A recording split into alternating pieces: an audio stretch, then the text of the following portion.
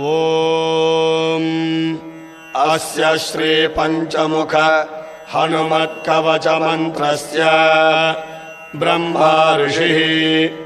गायत्री छन्दः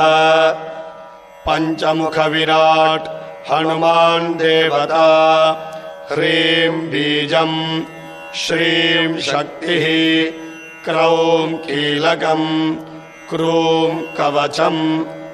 क्रैं अस्त्राय पटे इति दिग्बन्धः।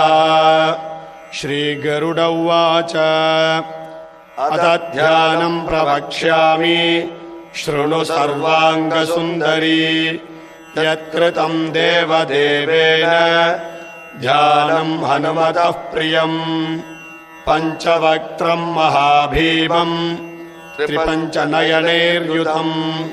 बाहुभिर्दशभिर्युक्तम्